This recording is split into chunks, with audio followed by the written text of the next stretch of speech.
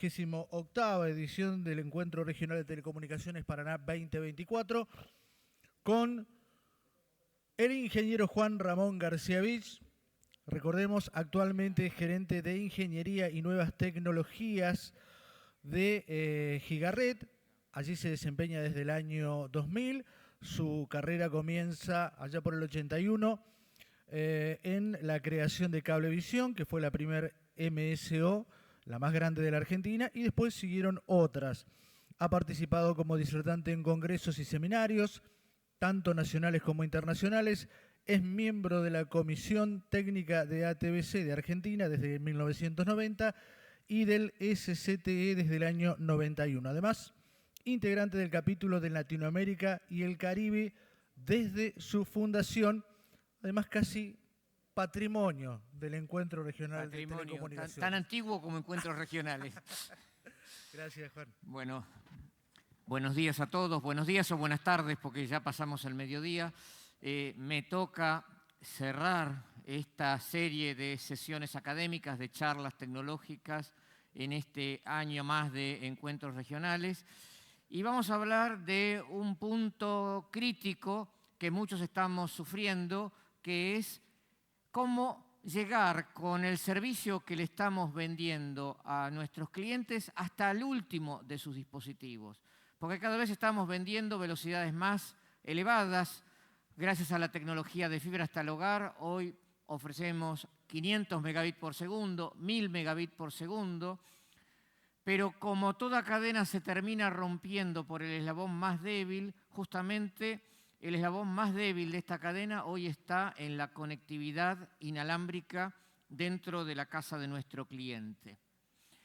Al principio dábamos solo televisión y nuestro objetivo era llegar con el servicio de televisión a cada uno de los aparatos receptores de televisión.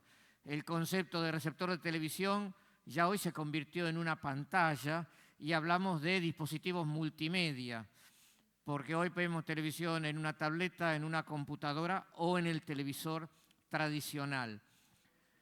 Pero tan importante como llegar con el contenido multimedia a todas las pantallas, es importante llegar con el servicio de Internet a todos los dispositivos.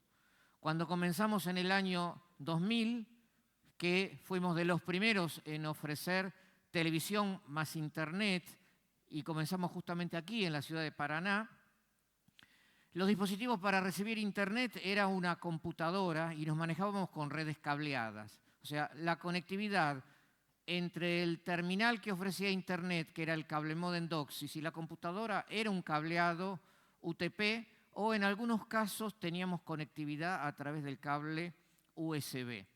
Eso cambió muchísimo a través del tiempo y hoy tenemos un sinfín de dispositivos que no permiten una conectividad a través de un vínculo físico y la única forma de darle acceso a Internet es a través de una conectividad inalámbrica. Nos mete en una complejidad nueva porque toda comunicación radioeléctrica tiene problemas de cobertura. Hay zonas de sombra donde no llega o donde la recepción es muy débil y esto impacta en intermitencias o en reducciones de la máxima velocidad que podemos lograr en esa comunicación. Así que garantizar una cobertura buena, inalámbrica, en toda la casa es un gran desafío y cada casa es un universo nuevo. Para complementarla y para mejorarla, vamos a incluir dentro de esa red inalámbrica dentro del hogar puntos de acceso inalámbrico remotos o repetidores, de los cuales vamos a hablar más adelante. Esta red inalámbrica va a tener enlaces inalámbricos justamente que se van a basar en la norma Wi-Fi 802.11 que estandarizó este tipo de comunicación y que fue evolucionando a lo largo del tiempo. Todos los medios de comunicación de datos fueron evolucionando. Por un lado tenemos DOCSIS, por otro lado tenemos el ADSL, por otro lado tenemos las distintas versiones de FTTH y no queda fuera la conectividad inalámbrica que fue evolucionando tratando de atender mayores demandas de velocidad y de simetría. Sin embargo, también tenemos a la par con vínculos alámbricos, como puede ser la red tradicional cableada, el cableado estructurado utilizando cable UTP, o alternativas que no tuvieron mucha difusión, pero existen, que son utilizar el cableado de la red eléctrica o utilizar el cableado coaxil que usábamos para distribuir televisión. Es la tecnología MoCA, Multimedia Over Coax, pero que no tuvo prácticamente nada de aplicación en nuestro país.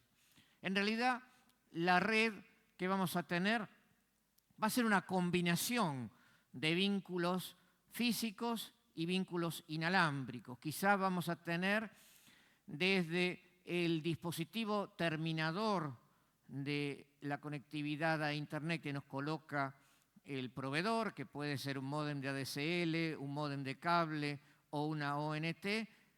Quizá tengamos una parte de red cableada. Yo personalmente, donde puedo, me vuelco a la red cableada porque tiene una confiabilidad insuperable, pero como dije antes, necesitamos garantizar la movilidad y hay muchos dispositivos a los cuales no tenemos otra alternativa que llegar en forma inalámbrica. Como comentaba, la norma es la 802.11, fue evolucionando desde el año 1997 hasta el presente, con lo cual lleva ya muchos años, y desde la 802.11 a secas fue cambiando y le fueron agregando letras, la 802.11 A y B, después la G, después la N, después la AC y después la AX. Como tenemos directamente una sopa de letras, mucha gente no sabe cuál termina siendo mejor, cuál es la más nueva, cuál es la más vieja. Hace unos años se decidió cambiar la denominación y reemplazarla por números que van escalando en forma secuencial. Así comenzamos con el Wi-Fi 1, Wi-Fi 2, 3, 4, 5 y la última que salió, pero que no es ya la última hoy, porque lo que era último hace un año hoy ya es obsoleto, fue el Wi-Fi 6. Wi-Fi 6, digo que es la última porque es la que ya tiene un deployment masivo y es lo que deberíamos meternos en nuestra cabeza, que es la última tecnología disponible. Sin embargo, como vamos a ver, ya salió Wi-Fi 7 y quizá dentro de 1 o 2 años va a salir Wi-Fi 8. Lo más importante también es poner un punto de corte y decir qué es lo que yo pretendo para los dispositivos que van a integrar mi red inalámbrica dentro del hogar. Lo ideal, acá estamos viendo las frecuencias de operación, el tipo de tecnología de la capa física, el esquema de modulación que utiliza y la cantidad de streams espaciales. Vamos viendo que para poder ofrecer un mayor throughput, una mayor velocidad, no queda otra que jugar con todas esas variables. Si aumento la cantidad de radios, si duplico la cantidad de radios, voy a duplicar el throughput. Si voy a un esquema de modulación más eficiente que transmite mayor cantidad de bit por símbolo, al tener mayor cantidad de bit por símbolo, yo transmito mayor cantidad de información de una sola vez. Entonces también voy a tener una mayor velocidad. Sin embargo, después, más adelante, vamos a entrar a meternos un poquito más profundamente en esta última columna que es el throughput. Vemos que Wi-Fi 6 llega hasta 9.6 gigabit por segundo de throughput. Esto es descomunal. Pero vemos que también que Wi-Fi 4 me llega hasta 600 megabits. Entonces, si yo estoy vendiendo 100 megabits, esto me alcanza y me sobra.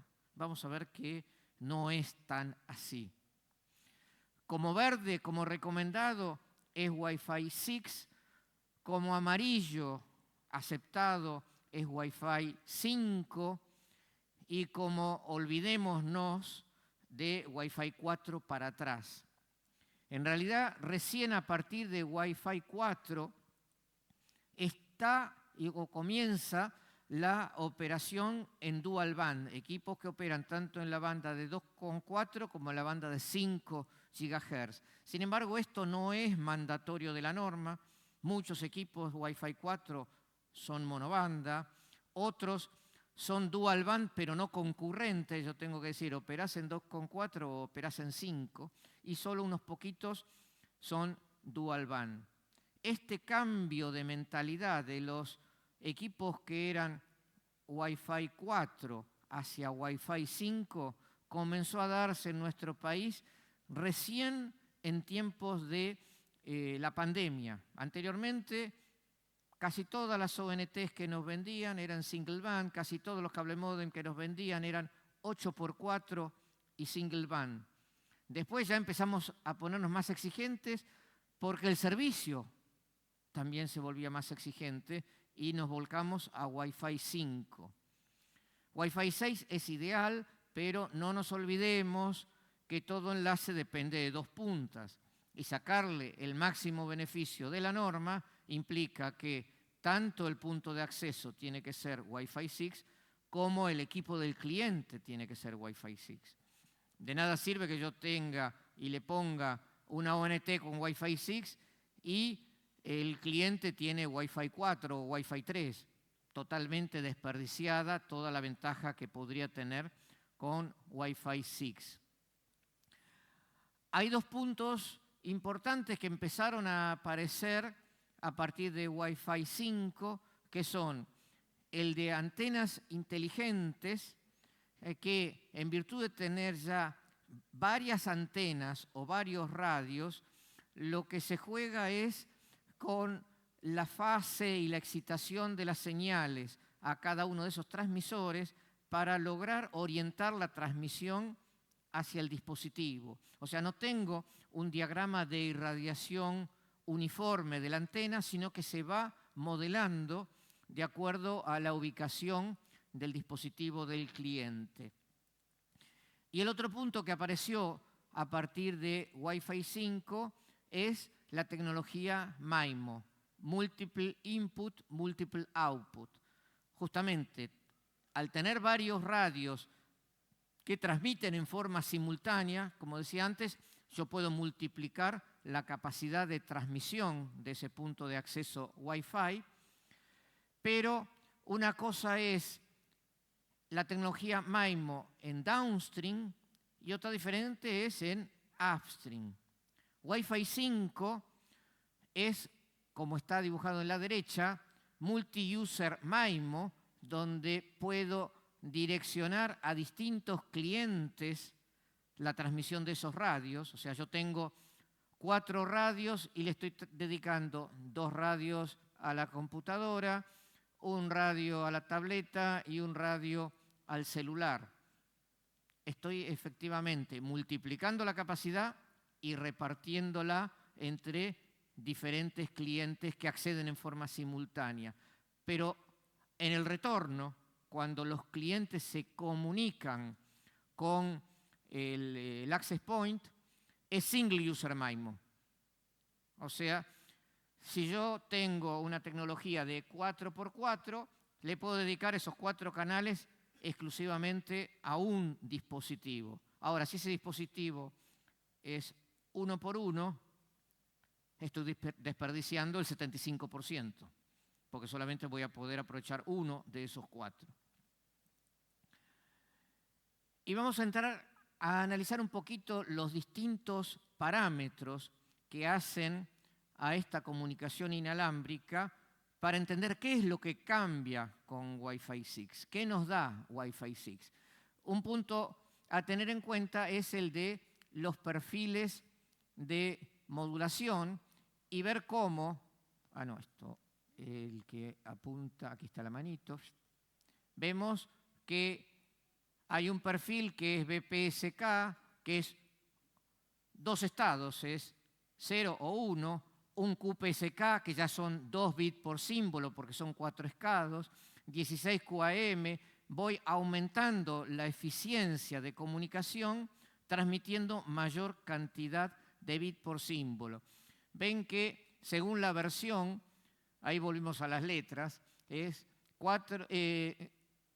6, 5, 4, 3. La primera columna es la 3 y se queda en 64 QAM. Lo mismo que Wi-Fi 4. Wi-Fi 5 mejora porque llega hasta 256 QAM y Wi-Fi 6 mejora más porque llega a 1024 QAM. Sin embargo, esta capacidad no está disponible en cualquier lugar. ¿Por qué? Cuando estoy al lado del access point y tengo muy buena calidad de señal, voy a trabajar con el esquema de modulación más alto. Pero a medida que me voy alejando y la calidad de señal se degrada, para poder mantener la comunicación estable, me voy a un esquema de modulación más robusta y menos eficiente. O sea, voy transmitiendo cada vez menor cantidad de bit por símbolo y empiezan a equilibrarse las versiones más nuevas con las versiones más viejas. O sea que cuando me alejo, y me alejo mucho, ya la ventaja en cuanto a poder operar con 1024 QAM que me da Wi-Fi 6, la pierdo. Y después también tenemos otros parámetros que está relacionado con la tasa de corrección de errores. O sea, yo no tengo disponible el 100% de la capacidad que me da ese esquema de modulación porque yo transmito información redundante para poder corregir errores de transmisión.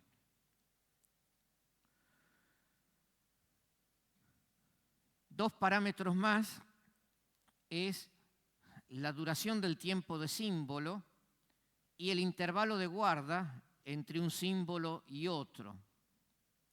Cuanto mayor sea la duración del tiempo de símbolo, o sea, cuanto más tiempo yo mantengo arriba el código que estoy transmitiendo, voy a estar perdiendo velocidad. Y si se fijan, el tiempo de símbolo pasa de 3,2 microsegundos en Wi-Fi 5 a 12,8 microsegundos. O sea, estoy multiplicando por 4 prácticamente el tiempo de símbolo. Esa decisión impacta en una reducción al 25% de la máxima velocidad, solo por el tiempo de símbolo. El intervalo de guarda es un intervalo donde no transmito nada entre un símbolo y otro, como para que no se me mezclen y no interfieran los dos símbolos. Estamos en el mismo orden de magnitud, pero entonces ya vemos que el cambio en la duración del tiempo de símbolo impacta negativamente. Y de alguna manera lo tengo que compensar. Y la manera que usa para compensarlo es variando la cantidad de subportadoras que va a modular. El esquema de modulación es OFDM, que son múltiples portadoras dentro del canal, las cuales se modulan hasta 1024 QAM. Entonces ven que en 802.11n era 312 kHz el ancho de la subportadora, en Wi-Fi 5 802.11ac es el mismo valor, 312.5, pero en Wi-Fi 6 lo bajé a 78. O sea, tengo casi 320 contra 80. El hecho de reducir el ancho de cada subportadora a la cuarta parte implica que voy a tener 4 veces más subportadoras. Y al tener más subportadoras voy a tener más velocidad. Entonces, por un lado perdí velocidad porque aumenté el tiempo de símbolo. Y por otro lado lo compenso aumentando la cantidad de portadoras. Y lo que perdí es más o menos un 4:1 y lo que gané es un 4:1. O sea que los dos parámetros se terminan compensando uno con otro.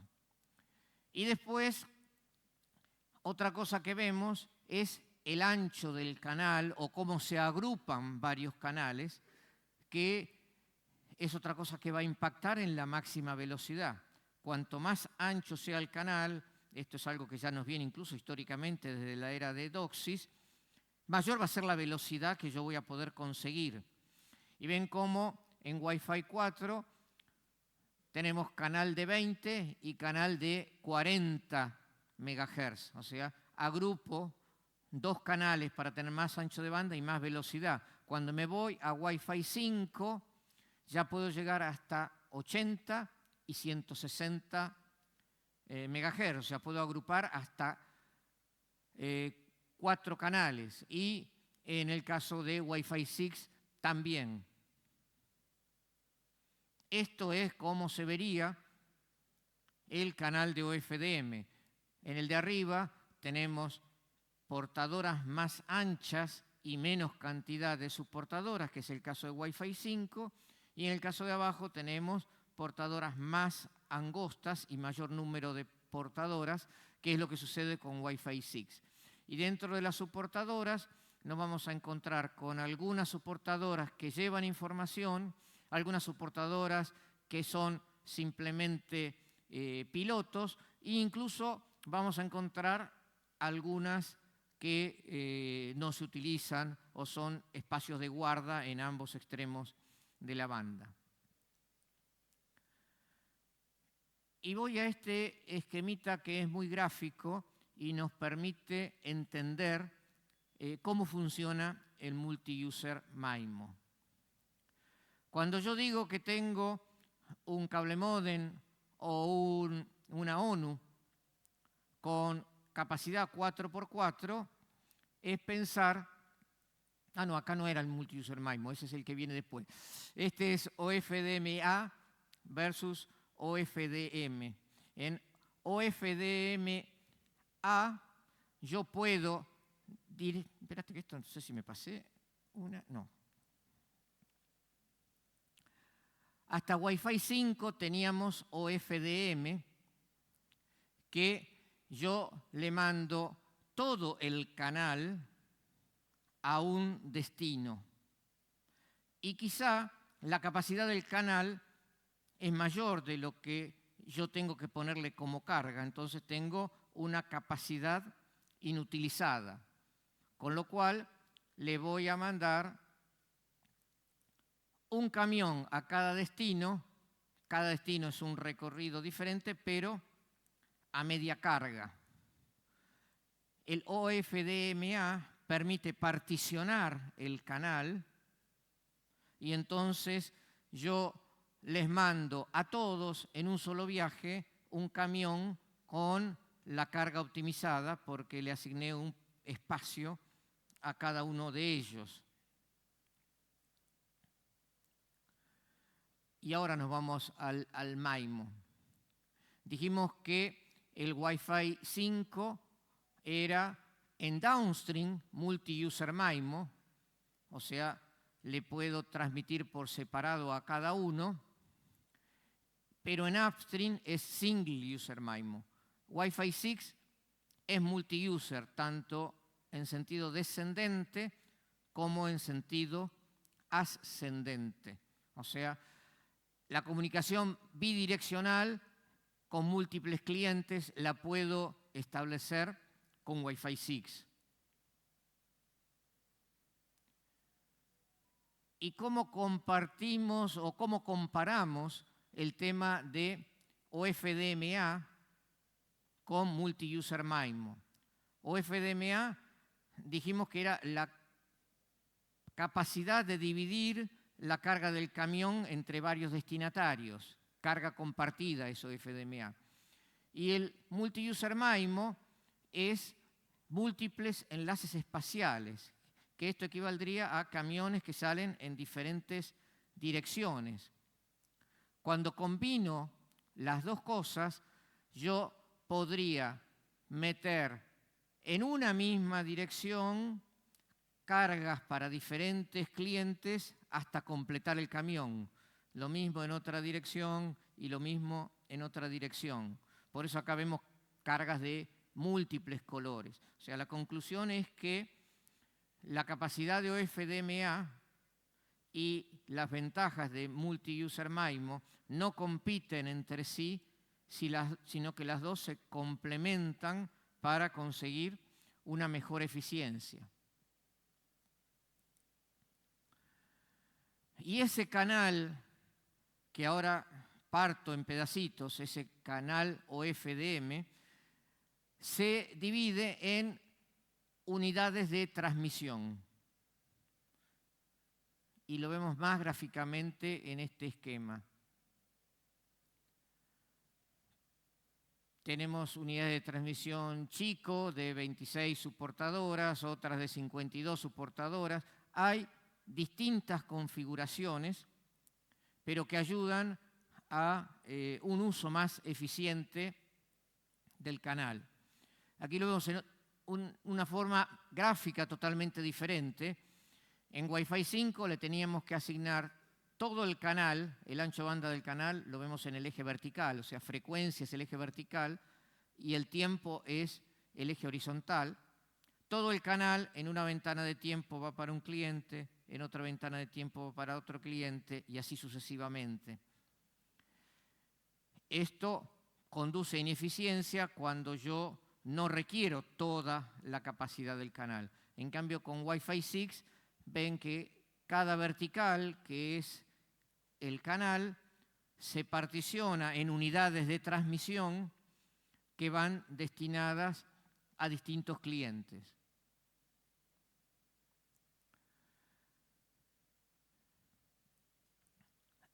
Hablamos antes que los subcanales de 20 MHz se agrupan para llegar a ofrecer mayor capacidad. Así tenemos un canal primario que es de 20 MHz, se agrupa con otro para dar 40, se agrupa con dos más para dar 80. Cuando hay una interferencia fuerte, ese canal se inutiliza. Ahora, la diferencia entre Wi-Fi 5 y Wi-Fi 6 es que al existir interferencia, el canal se reduce a la mitad, o sea, está interferido el último subcanal, el más alto, y ya bajé de 80 a 40 MHz, inutilizó toda la segunda mitad. Se interfiere el segundo subcanal y bajé al primero. El primero siempre tiene que estar operable porque es el canal primario, es donde se transmite toda la información. Si yo pierdo el canal primario porque está interferido, ya estoy perdido. La ventaja de Wi-Fi 6 es que en vez de ir bajando de asaltos, va a eliminar solamente el subcanal que está interferido, con lo cual me permite aprovechar mejor la capacidad remanente. Y el Wi-Fi 6 no terminó ahí, sino que pasamos al Wi-Fi 6E.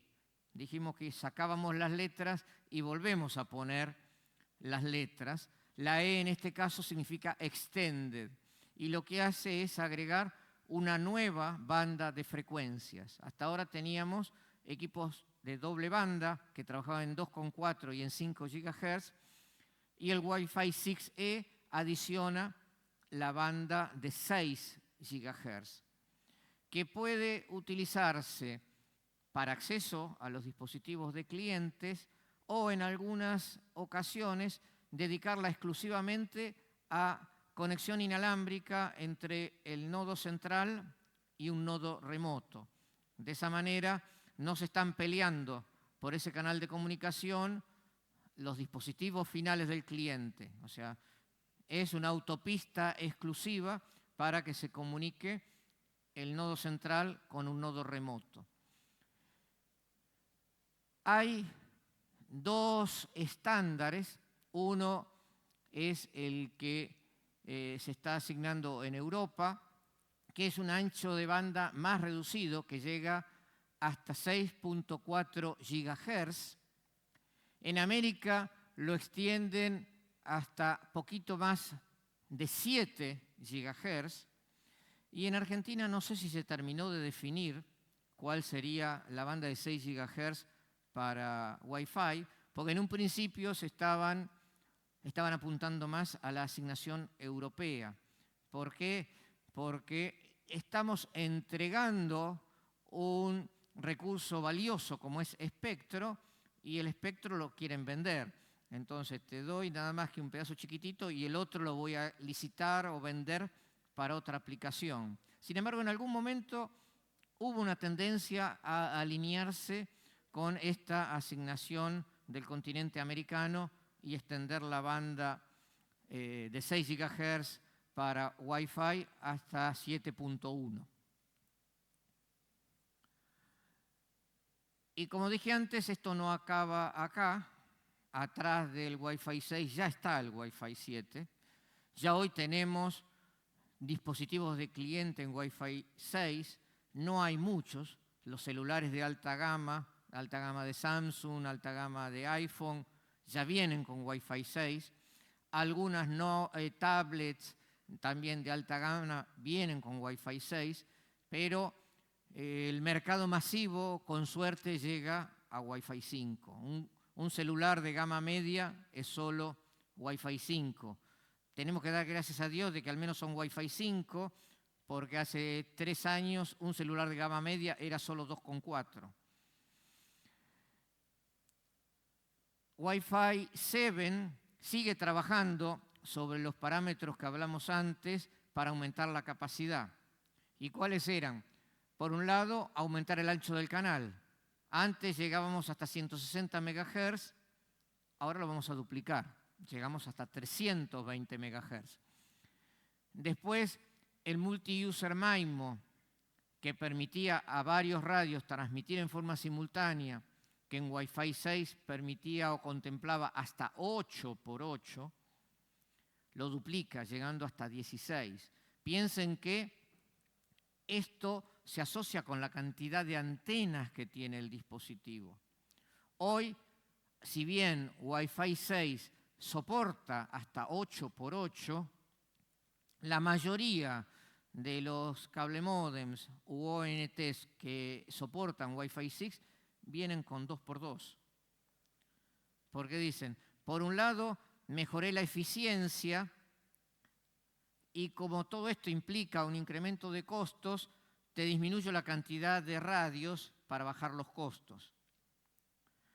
Pero habrán visto por ahí que hay algunos access point que parecen una araña que tiene 4 antenas por cada cara para llegar al multi-user MIMO de 8 o de 16 antenas. Pero el multi-user MIMO de Wi-Fi 7 permite hasta 16x16, o sea, duplico la capacidad que voy a poder lograr.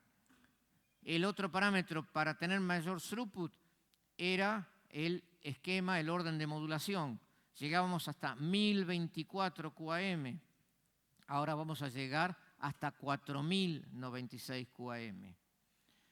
Nuevamente, voy a necesitar una muy buena calidad de señal para poder trabajar con ese esquema de modulación. Multilink Operation. Hasta ahora, si bien los dispositivos eran dual band, yo tenía que trabajar en 2.4 o en 5.8. Era dual band simultánea, o sea, podía tener algunos dispositivos que se conectaban en 5 GB y otros que se conectaban en 2.4.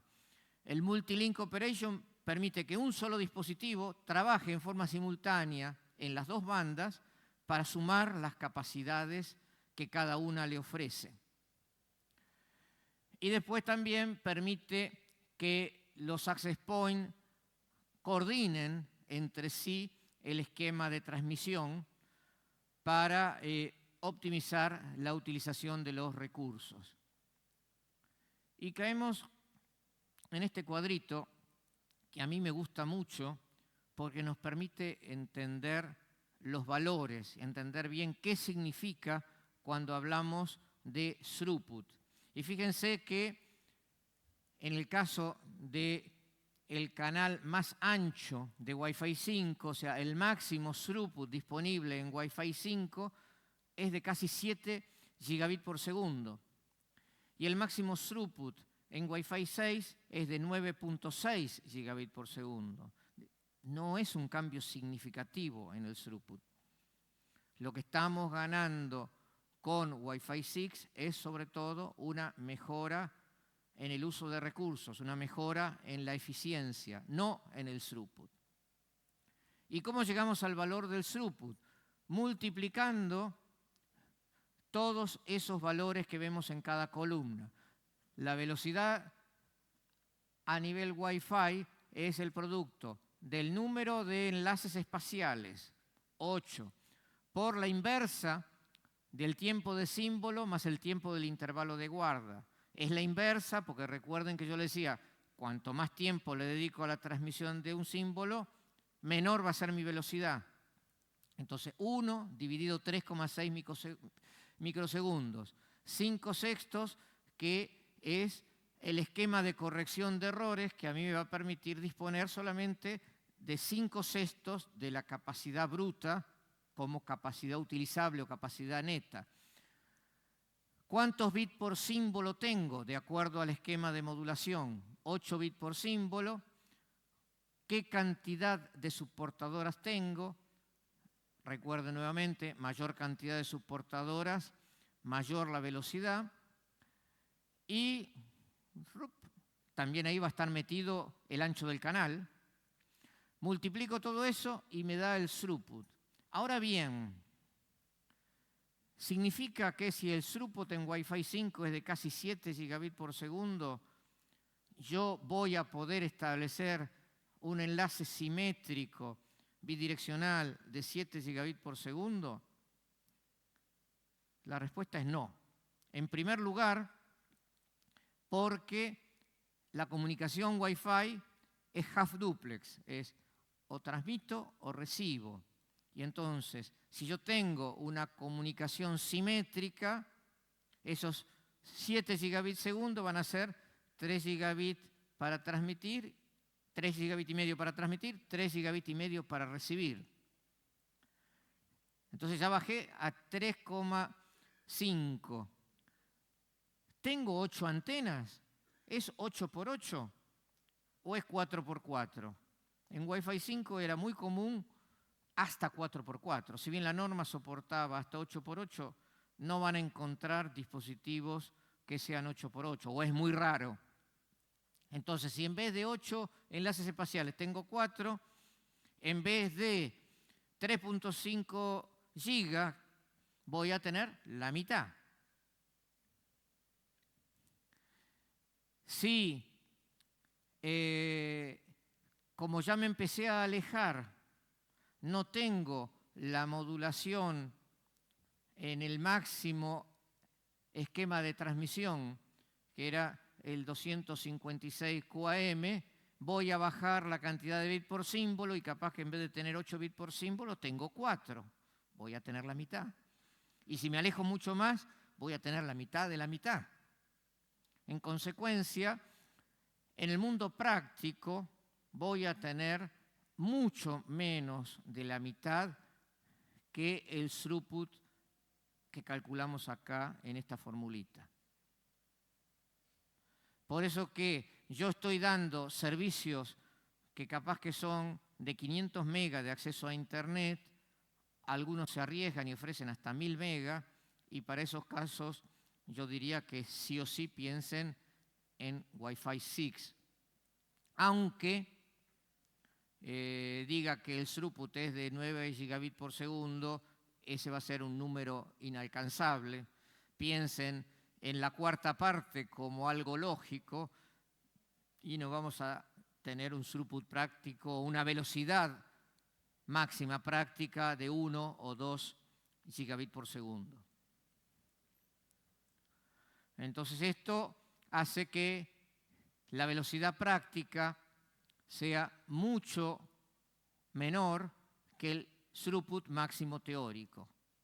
Por eso en Wi-Fi 6 pensemos que en condiciones favorables vamos a tener quizá 2000 megabits segundo, en Wi-Fi 5 200 megabits segundo, en Wi-Fi 4 no más de 100 megabits segundo. Y olvídense del resto porque ya son velocidades que hoy no acepta ningún usuario.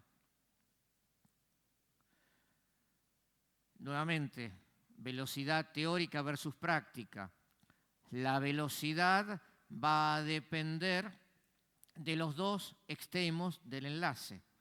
De nada sirve que yo tenga, en este caso está un Wi-Fi 5, un equipo Wi-Fi 5 que el throughput en capa física me da acá 1.7 gigabits segundo, cuando después del otro lado tengo una computadora con Wi-Fi 4 o Wi-Fi 3.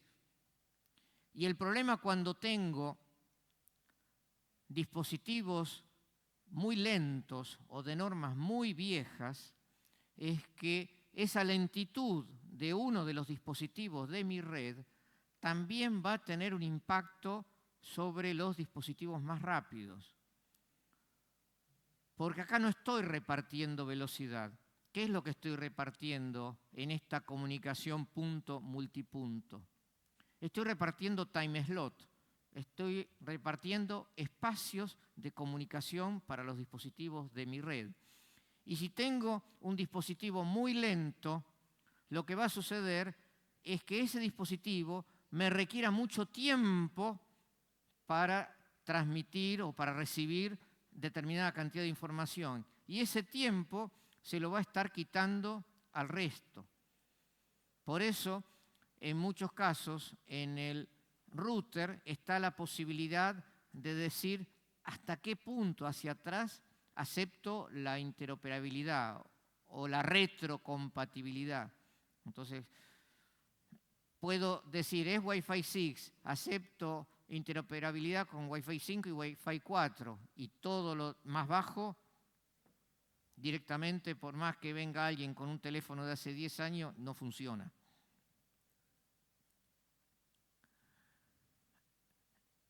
Y las causas por las cuales la máxima velocidad disponible difiere del máximo throughput teórico, las charlamos un poquito antes, pero están ahí.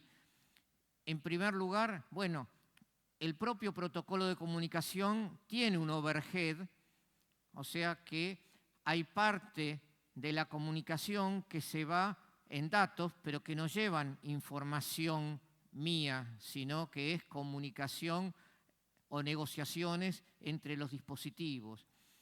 En segundo lugar, existen obstrucciones físicas. Las obstrucciones físicas se traducen en atenuación en el nivel de la señal, y el disponer de menor nivel de señal implica empeorar la relación señal a ruido más interferencia y me obliga a operar en esquemas de modulación más robustos y menos eficientes. Las distancias tienen el mismo efecto, porque tengo un efecto de atenuación con la distancia. Las interferencias radioeléctricas o de otro canal o de otro access point también se traducen en una reducción de la relación señal a ruido más interferencia, me van a obligar a ir a un esquema de modulación más bajo.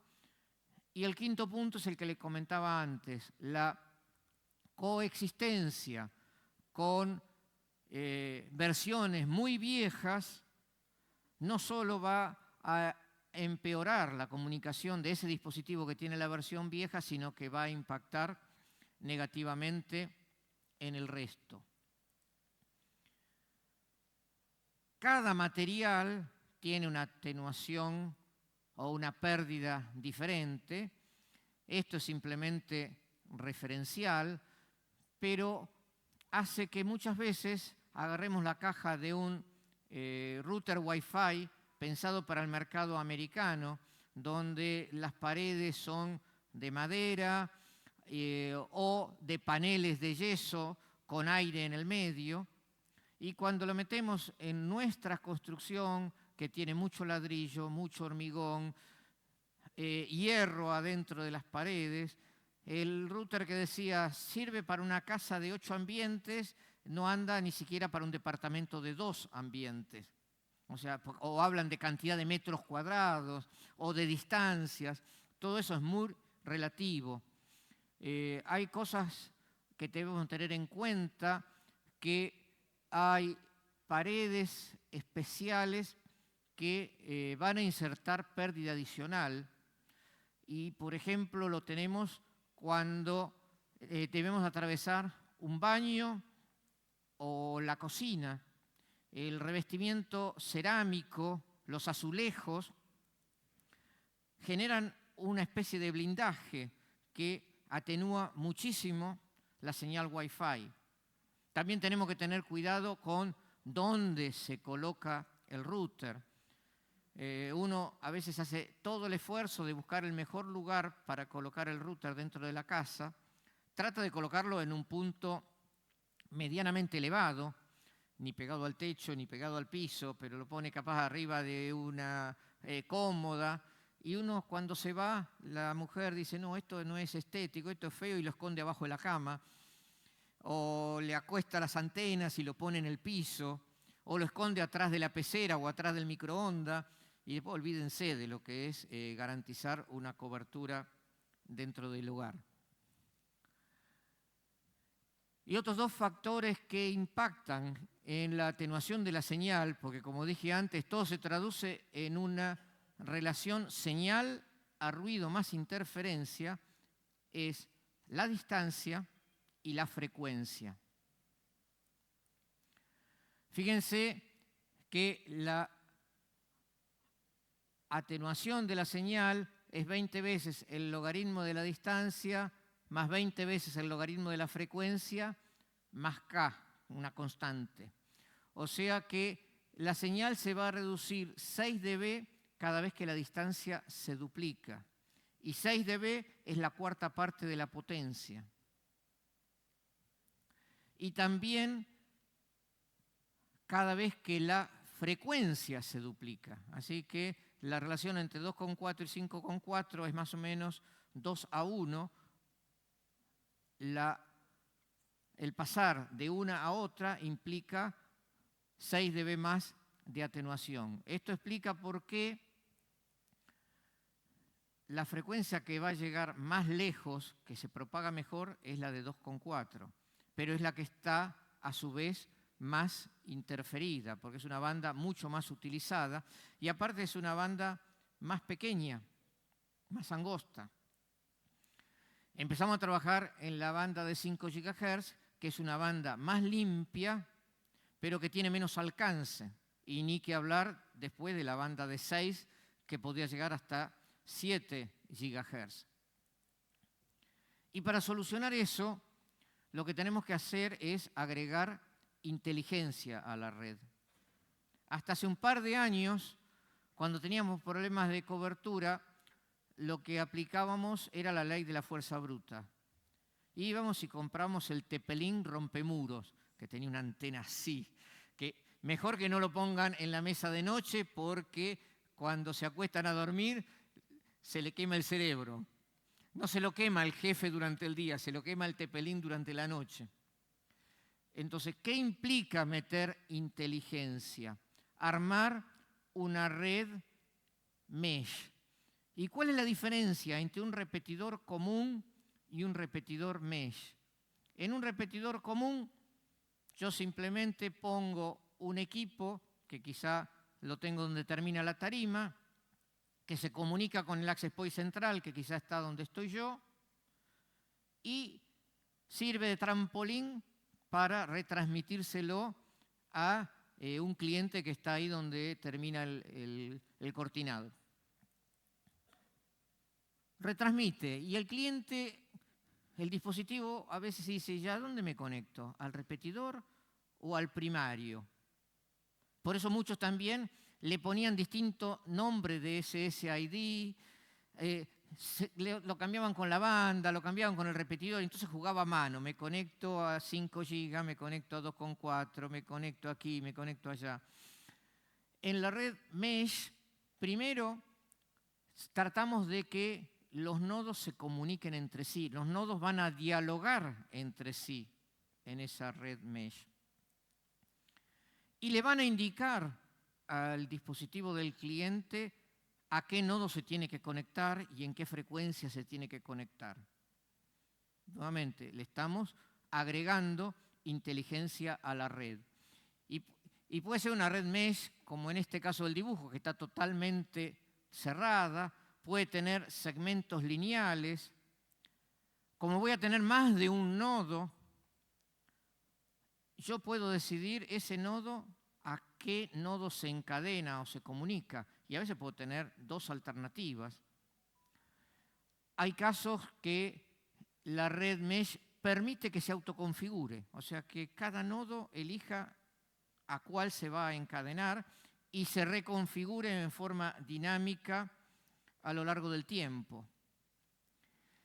Y la vinculación entre el nodo central y los nodos remotos puede ser en forma alámbrica, es lo que yo marqué ahí en azul, y podemos tener, acá en el dibujo está totalmente separado, el router, el nodo principal y un par de nodos remotos. Lo ideal es que el nodo principal esté embebido adentro del router, con lo cual es un solo dispositivo, en vez de tener dos, con dos fuentes de alimentación, con un cable que los conecte. Y fíjense que puedo tener en la red cableada el nodo principal con el nodo remoto y atrás de ese otro nodo remoto más, con lo cual llego después de dos saltos, o puedo tener un switch y de ese switch colgar dos nodos remotos, o puedo usar vinculación inalámbrica, que lo ideal no es como está acá, que el primer nodo remoto esté en forma inalámbrica y el segundo cableado.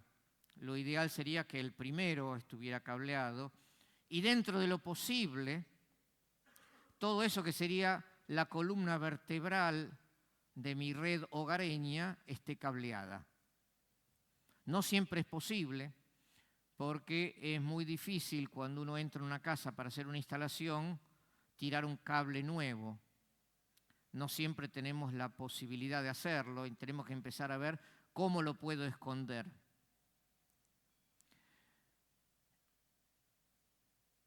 Bueno, esto tenía animación, pero como este es PDF no se ve. Otra funcionalidad es la de roaming, que a medida que yo me voy moviendo dentro de mi casa y tengo diferentes access point remotos de mi red mesh, se produce lo mismo que cuando yo me muevo en la calle con mi teléfono móvil. Voy cambiando de celda a la cual me conecto según mi ubicación. Y eso se hace en virtud de la comunicación que hay entre el dispositivo y la celda. Y me dice, no, ahora conectate a tal otro. No, ahora pasá a la banda de 2,4 porque la señal está muy degradada. O sea, dos parámetros son el band steering, que es el cambio de una banda a la otra según la necesidad, y el otro tema es el roaming. Para hacer el band steering necesito tener el mismo SID en ambas bandas. Y el otro problema que surge con Wi-Fi 6 Mesh es el de la interoperabilidad. Existe una norma que es la Easy Mesh, pero no todos los fabricantes la cumplen al pie de la letra y algunos fabricantes dicen simplemente Mesh, que es una Mesh propietaria. La forma de estar seguro de que es 100% interoperable es la misma marca. Cuando empezamos a mezclar marcas y un poco hay que probar. Por ejemplo, la versión Mesh que usa Huawei en su ONT hace que sea compatible con su nodito Mesh, pero no con cualquiera. Esta es mi casa, o más o menos así está estructurada mi casa. Tengo 2 plantas y un playroom, o sea, tengo 3 niveles. Cuando me vino a instalar Claro, yo le dije, cuando me preguntó ¿dónde querés que te deje la ONT? Le dije acá, ni bien entró en el playroom, ahí me dejó la ONT, casi me dejó la ONT tirada en el piso y con el cable ahí suelto. Yo después la acomodé, no quería que me empezara a agujerear paredes. No es el lugar ideal para tener el nodo central. Lo ideal para el nodo central es un punto baricéntrico, sería en el centro de la primera planta. Pero bueno, el nodo central me quedó arriba. Y cuando yo quiero tener cobertura de mi casa, me doy cuenta que en el Playroom me anda fenómeno, pero no estoy nunca. En el primer piso me anda bastante bien, pero solamente estoy cuando trabajo en el escritorio o cuando duermo. Y la mayor parte del tiempo yo estoy en la planta baja, donde está la cocina, el comedor, donde tengo el televisor, y ahí ni por casualidad llegaba Wi-Fi. Entonces busqué de tirar un cable UTP desde el Playroom hasta el punto donde coloco este nodo remoto, que fue en el comedor, arriba del modular. Con esto consigo dos ventajas importantes, y es que en donde coloco el nodo remoto no llega nada de señal de arriba. Entonces no se van a estar disputando me conecto arriba o me conecto abajo, me conecto abajo o no me conecto. Y el hecho de tener un vínculo físico, la calidad de señal que yo tengo abajo es la misma que si yo estuviera al lado del punto central. Hoy tengo 100 megas, tengo 50 megas y me anda con 50 megas perfecto en toda la casa. Probablemente si paso de 50 a 100 o a 300, ya me voy a encontrar con baches de cobertura y probablemente tenga que poner otro punto de acceso remoto en el primer piso. Si eso yo lo quisiera hacer en forma inalámbrica, no voy a poder llegar con cobertura inalámbrica desde el Playroom hasta la planta baja. Entonces no me queda otra que poner el nodo remoto en el primer piso y cuando quiero llegar mejor a la planta baja, poner otro nodo remoto en la planta baja que se comunique con el del primer piso, que se comunique con el del central, o tratar de ubicar la ONT en el medio, que sería el lugar ideal. Pero con todo, yo siempre fui proclive a hacer el máximo esfuerzo por vincular los nodos de mi red inalámbrica hogareña con cable UTP. Esto está evolucionando en lo que es FTTH hacia una nueva versión, que es llegar con la fibra hasta la habitación. Es el FTTR. En vez del FTTH, fibra hasta la casa, es FTT room, hasta el room. Entonces yo llego con la fibra de la calle hasta un determinado lugar y el equipo ese tiene Wi-Fi, tiene su CRJ45 para conectarme a una red cableada con cable UTP y tiene además un puerto óptico. Y lo que tiene ese equipo adentro es un mini OLT. Es un mini OLT de un puerto. Entonces de ahí yo puedo salir con fibra, con un pelo de fibra, puedo colocar splitters y splitear por 4, por 8. Y al final de cada fibra tengo un access point remoto, que es una mini ONT comandada desde el equipo central. Bueno, eso es lo que va a venir dentro de 1 o 2 años. Recién está saliendo del horno. Pero lo que vamos yendo es hacia toda una red con vínculo físico dentro de mi casa, vinculada o con cableado UTP o con fibra óptica. Y ahí te salen con una fibra que algunos llaman invisible light, una fibra invisible, o una fibra muy finita que tiene un adhesivo que yo la pego por el zócalo y la voy llevando por dentro de mi casa.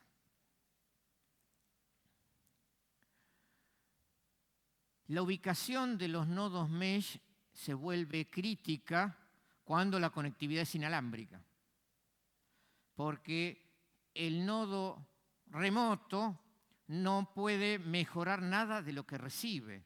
Entonces, si yo pongo el nodo remoto muy lejos, ya la señal que él recibe y va a retransmitir es muy pobre. Entonces, por más que yo me conecte a ese nodo y vea, tengo 5 rayitas, tengo un nivel de la hostia, la velocidad va a ser baja porque la calidad de señal que me va a entregar el nodo es mala. Entonces yo debería, al elegir el lugar para colocar el nodo, hacer un speed test y ver cuál es la calidad de señal que llega a ese punto. Y la forma más segura es de conectarme a ese nodo remoto por cable UTP. Entonces, veo lo que está recibiendo el nodo. Y mejor que eso no va a poder retransmitir. Y después me queda, bueno, ver cuál es la cobertura Wi-Fi, ¿no? Hasta dónde voy a llegar con eso. Y en la práctica, lo que probablemente se da, y sobre todo en casas muy grandes, esta ya no es mi casa, porque yo no tengo 1 hectárea, yo tengo simplemente una casa, es una combinación de una parte cableada, que sería el backhaul central, y después me voy abriendo, quizá dentro de un mismo piso, con repetidores con vinculación inalámbrica. Este es el caso del, lo llama Edge ONT, el de Huawei. En general todos estos son muy bonitos, no se ven las antenas tradicionales, está como para colocar arriba de un mueble, es decorativo. Y en la gestión me permite también ver qué dispositivos están conectados y qué calidad de señal tienen. Y vamos a otro punto que también es crítico dentro de la conectividad Wi-Fi, que es la elección del canal. Y dentro de la elección del canal tenemos 2 temas: nivel de señal y nivel de interferencia. El primer punto es el de nivel de señal para garantizar una mínima relación señal a interferencia o señal a ruido. La potencia de recepción recomendada es entre menos 35 y menos 65 decibeles. Aquí vemos este caso, está en menos 48 en la banda de 2,4 y está en menos 52 en la banda de 5 GHz. La misma señal sale con distinto color en cada banda, sale verde en 5 GB y sale amarillo en la banda de 2,4. Sin embargo, en la banda de 2,4 vemos que aparece un nodo como oculto que todavía tiene más potencia. Entonces uno a veces se siente tentado de decir, uy, tengo uno más fuerte que yo, esto no va a funcionar nunca. Cuando el canal interferente coincide exactamente con el que yo elijo para operar, tengo una ventaja, que es que yo lo voy a poder entender y lo que va a resultar es en una reducción del tiempo de aire que voy a usar yo, porque vamos a tener que negociar entre los dos cuándo transmite cada uno. Pero no es que me va a matar. En cambio, cuando lo tengo con un solapamiento parcial, como el verdecito que está ahí, lo voy a ver como interferencia, como ruido. No voy a poder negociar nada. Me va a obligar a bajar el esquema de modulación para hacerme más robusto. Pero bueno, en cuanto a nivel de señal, en este caso, tanto en la banda de 2,4 como en la banda de 5 GB, estoy dentro del rango aceptable de menos 35 a menos 65 dBm. En cuanto a interferencia, como regla general, yo si estoy con 30 dB como mínimo, mi potencia respecto a las señales interferentes, puedo decir que estoy bien. Ya si están 20 dB abajo, 25 dB abajo, algo me van a pegar. Y después lo que también impacta es la cantidad, porque una cosa es tener solamente, como en este caso, una que está por lo menos 30 dB abajo y otra es si tengo muchas más. Como ven, se habla de que podemos tolerar hasta 4 redes interferentes en cocanal, o sea, en el mismo canal, y hasta 3 interferentes en canal adyacente. Pero nuevamente, acá vemos, en cocanal tengo una sola, que está más fuerte, y en canal adyacente tengo una sola, pero que está más de 30 dB abajo. O sea, tratemos de que la interferencia esté por lo menos 30 dB abajo. Y bueno, yo no me sentiría tan confortable con 4 redes cocanal, si bien esa es la recomendación. En cocanal, a mí me gustaría tener 1 o 2, no más de 2. Bueno, acá vemos todo esto que yo les decía. Menos de 4 en cocanal, hay una sola en cocanal, menos de 3 en canal adyacente. La relación señal a ruido más interferencia está entre, el nivel de señal está entre menos 35 y menos 65 dB y la relación señal a ruido más interferencia por lo menos es de 20-25 dB. O sea, parámetros a tener en cuenta cuando yo tengo que elegir el canal. ¿Por qué? Porque es casi seguro que no voy a tener un canal limpio. Siempre voy a tener que elegir una solución de compromiso donde me estoy solapando parcial o totalmente con otra red. Y para todo esto necesitamos disponer de herramientas que me permitan ver y ponderar la calidad, el nivel de mi señal y el nivel de las señales de otras redes que están en la cercanía. Una es la tradicional herramienta gratuita que tenemos en los teléfonos celulares, que es el Wi-Fi Analyzer. Es importante tener en cuenta que esto no es un instrumento de medición, que lo que me indica el Wi-Fi Analyzer como potencia de señal es relativo, porque no está calibrado. No todos los teléfonos celulares tienen la misma ganancia de antena, entonces voy a ver distinto resultado, distinta potencia según qué teléfono esté utilizando. Ahora, todas las mediciones relativas sí las puedo tomar como ciertas, pero las mediciones absolutas no. Hay otra herramienta gratuita de Android que a mí me gusta mucho, que es el Network Analyzer, que tiene una funcionalidad básica que es similar al Wi-Fi Analyzer, pero dispone además de otras herramientas de networking que, por ejemplo, como ven ahí, me permite hacer un scanning de mi red. O sea, yo ahora me conectaría a la red de encuentros, puedo hacer un scanning y veo todos los dispositivos que tienen conectados. Y veo todos los teléfonos, computadoras que están conectados a ese access point. De cada uno veo su MAC, veo la IP y puedo entrar a un dispositivo en particular y ver también qué puertos tiene abiertos y qué puertos tiene cerrados. O sea, ya estoy metiéndome a un pasito de ser un hacker y decir, ¿por dónde te puedo pegar? Para hacer una herramienta gratuita es bastante buena. Ahí ven en el segundo caso que tiene la posibilidad de hacer un ping, hacer un trazado de ruta, ver los puertos y ahí abajo vemos justamente, en este caso, qué puertos tiene cerrados y qué puertos tiene bloqueados. Otra herramienta paga, y ahora dejamos las gratuitas y entramos a las pagas de Android, es el Fix for Wi-Fi. Esta gente está aquí en la exposición. Es muy piola la aplicación porque ayuda al operador a hacer un diagnóstico remoto, porque usa el teléfono del cliente como sonda remota.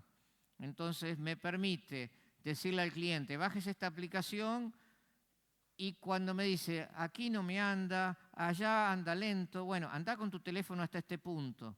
Y uno desde la cabecera puedo ver con qué nivel le llega, qué otras señales interferentes tiene, qué dispositivos están conectados a la red.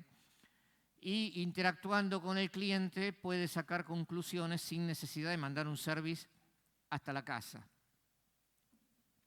Bueno, estas son algunas pantallas de lo que se puede ver con esta aplicación. Ven que muchas de las imágenes son las similares que dan las aplicaciones gratuitas, pero la ventaja es que yo lo puedo hacer remotamente sin ir hasta la casa del cliente. Hay otra herramienta de software que está disponible para Windows, que es el Acrylic Wi-Fi, que también da bastante información interesante, pero tenemos que tener ya una notebook. Ya no es una herramienta Android. Y después entramos en instrumentos de medición. Tenemos dentro de la línea ProMax que combina herramientas para ISDB, para DBB, para analógico, con módulos Wi-Fi. O el caso Viavi, tiene un equipo que es el Wi-Fi Advisor. Viavi también está aquí en la feria. Pregúntenle a ellos más detalles de lo que puede hacer.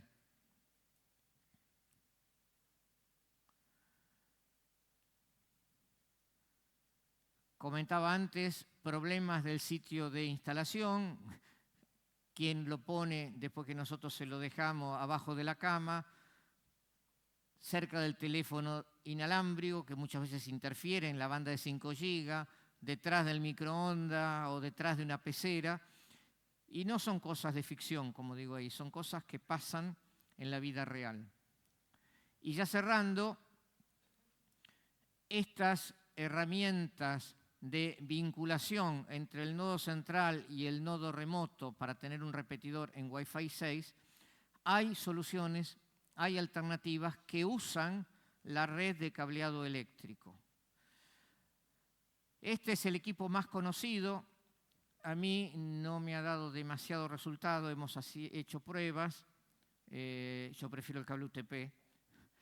Después puede ser el cableado eléctrico y como último el inalámbrico como vínculo entre el nodo central y el nodo remoto. Bueno, hasta aquí llegamos. Quedo a disposición de ustedes si quieren preguntar algo, ahora o después. Tienen mi dirección de correo. Saben que yo aparezco en más de un show, pero si quieren la presentación, si tienen alguna consulta, estoy abierto a recibirla y contestarle. También, bueno, no les puse ahí el WhatsApp, porque hoy, como todo cambia, ya el mail pasó la historia, la gente se comunica por WhatsApp. Si alguno quiere tomar nota, es el 4157 7919. 4157 7919. Ah, bueno, no, habría que poner el QR, sí, así ya lo capturan de la pantalla. Ya vamos al siguiente nivel de compartir información. Ya pasamos del mail al WhatsApp y del WhatsApp al QR. Sí, tener todos los datos en un QR directamente. El WhatsApp, el mail y el teléfono. 7919. Bueno, espero que puedan aprovechar lo que queda del día, lo que queda de la feria. Hasta las 4 está abierta, aunque yo imagino que a partir de las 15 horas van a empezar a desarmar. Así que aprovechen temprano lo que quieran ver. Gracias por todo.